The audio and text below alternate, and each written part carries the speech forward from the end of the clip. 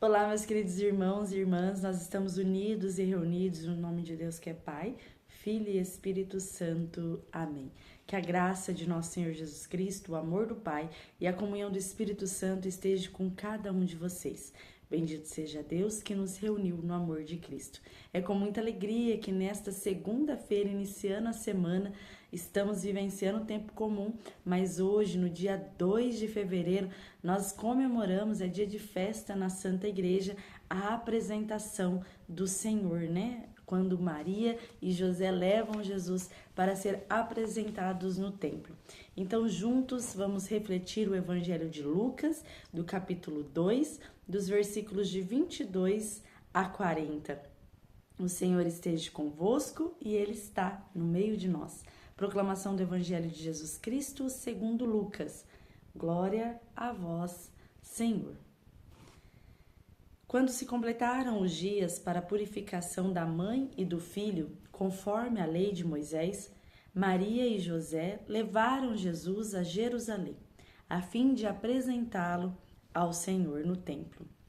Conforme está escrito na lei do Senhor, todo primogênito do sexo masculino deve ser consagrado ao Senhor.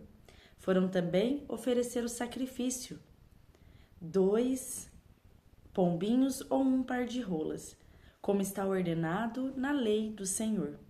Em Jerusalém havia um homem chamado Simeão, o qual era justo e piedoso, e esperava a consolação do povo de Israel. O Espírito Santo estava com ele, e lhe havia anunciado que ele não morreria antes de ver o Messias que vem do Senhor. Movido então pelo Espírito, Simeão veio ao templo. Quando os pais trouxeram no menino Jesus para cumprir o que a lei ordenava, Simeão então tomou o menino nos braços e bendisse a Deus. Agora, Senhor, conforme a tua promessa, podes deixar teu servo partir em paz. Porque os meus olhos viram a tua salvação, que prometestes diante de todos os povos, luz para iluminar as nações e glória do teu povo Israel. O pai e a mãe de Jesus estavam admirados com o que diziam a respeito dele. Simeão também os abençoou e disse a Maria, a mãe de Jesus: este menino vai ser causa tanto de queda como de reerguimento para muitos em Israel. Ele será um sinal de contradição. Assim serão revelados os pensamentos de muitos corações. Quanto a ti, uma espada te transpassará a alma. Havia também uma profetisa chamada Ana, filha de Samuel, da tribo de Asser.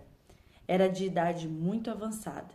Quando jovem, tinha sido casada e vivera 7 anos com o marido. Depois, ficara viúva e agora já está com 84 anos. Não saía do templo dia e noite, servindo a Deus com jejuns e orações. Ana chegou neste momento e pôs-se então a louvar a Deus e a falar do menino a todos os que esperavam a libertação de Jerusalém. Depois de cumprirem tudo, conforme a lei do Senhor, voltaram a Galiléia, para Nazaré, a sua cidade.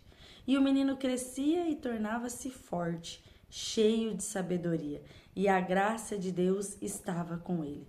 Palavra da salvação, glória a vós, Senhor. Um evangelho riquíssimo hoje, né, para o nosso dia, para a nossa vida. Mais uma vez, Simeão se mostra ali como um servo fiel de Deus à espera do menino Jesus. E mais uma vez também, Jesus, Maria e José, a Sagrada Família de Nazaré, foram ao templo.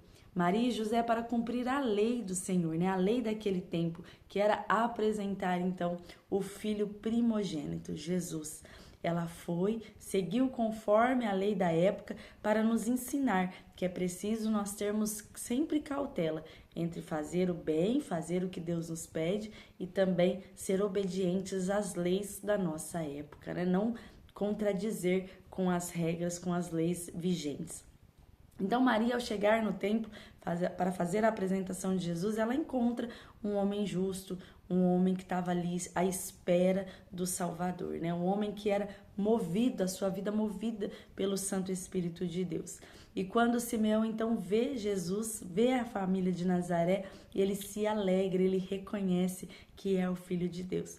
E aí então ele fala, olha, cumpriu-se aquilo que o Senhor me prometeu, meus olhos viram e agora eu posso descansar em paz. Já era um senhor de idade muito avançada, né? Assim também como a profetisa Ana, que passou toda a sua vida, né, após ficar viúva, na dedicação do reino de Deus, em ajudar ali a fazer as coisas, a estar sempre a serviço no templo, cuidando das coisas de Deus, né? Quantas hoje senhoras viúvas na nossa época, que também se dedicam a cuidar das coisas de Deus, né? Que cumprem a sua missão como família e após cumprir essa missão, elas começam então a se dedicar exclusivamente aos serviços do Senhor. É muito lindo, né? É muito belo essa disposição em devolver aquilo que o Senhor nos dá, entregar um pouco a Ele do nosso tempo, da nossa vida, né? Mais um grande ensinamento para nós neste dia. E continuando então, Simeão, ele abençoa, bendiz ali aquela família, bendiz a Deus pela vida de Jesus, mas ele dá um anúncio um pouco triste, né, para Maria. Ele avisa a ela, então, que o seu filho será causa de reerguimento para muitos, mas de quedas para outro. Ele será causa de contradição. E mais ainda, né, ele disse que a Maria, uma espada transpassaria a sua alma, ou seja, toda a dor, todo o sofrimento que Jesus ia sentir no corpo, sofrendo, né, por nós, carregando a cruz pelos nossos pecados, morrendo na cruz, derramando o seu sangue por cada um de nós, toda essa dor, todo esse sofrimento, Maria também sentiria aqui no seu coração. Assim como a gente vê em vários evangelhos que dizia que Maria guardava todas as coisas, tudo o que ia acontecendo de bom e de ruim no seu coração, Simeão dá mais um aviso a ela, que a espada então transpassaria este coração que guardou, este coração que acompanhou Jesus em toda a sua vida, também seria dilacerado no momento da crucificação e da morte do seu filho, né? Ela sofreria por nós também aquilo que Jesus sofreu na carne. É um aviso um pouco triste, mas reconfortante para cada um de nós, que nós temos uma mãe fiel que caminhou com Jesus e que caminha conosco.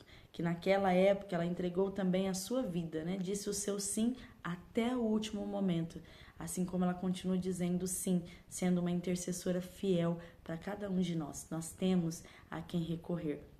A nossa Santa Igreja Católica, ela é riquíssima, ela tem pai, mãe, irmãos, santos e anjos que nos ajudam na caminhada, nossa caminhada de fé, a nossa caminhada de perseverança.